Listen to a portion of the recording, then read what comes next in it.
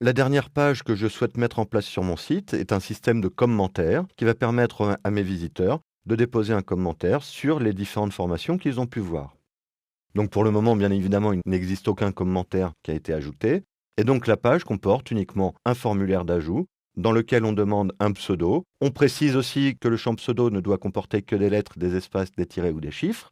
Une adresse mail, le nom de la formation que l'on va commenter en lui donnant une note. Par défaut, j'ai mis 10, puisque en général, les formations de vidéo Toolbrain sont excellentes.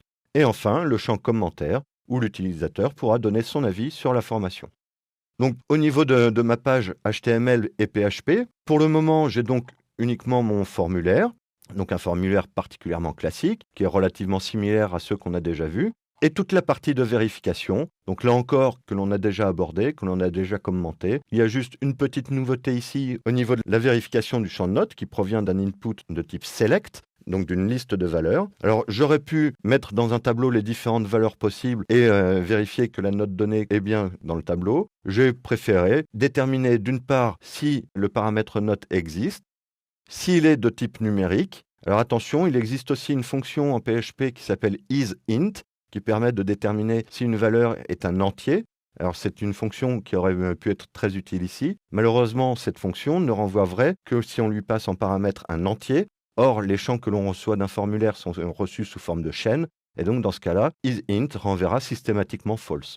Donc je suis obligé de passer par isNumérique et vérifier que la note est bien comprise entre 1 et 10, puisque c'est le comportement que je souhaite adopter.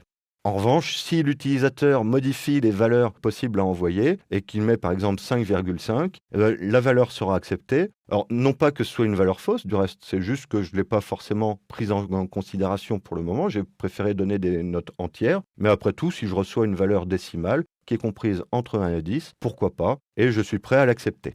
Donc, c'est pour ça que j'ai choisi cette condition-là. Alors, dans l'état actuel, mon formulaire, de toute façon, ne sert à rien, puisque je ne traite à aucun moment les données que je reçois. Je me contente de les filtrer et je n'en fais rien. Avant de pouvoir les utiliser, il va falloir que je me pose quelques questions par rapport au mode de fonctionnement que je souhaite pour mes commentaires.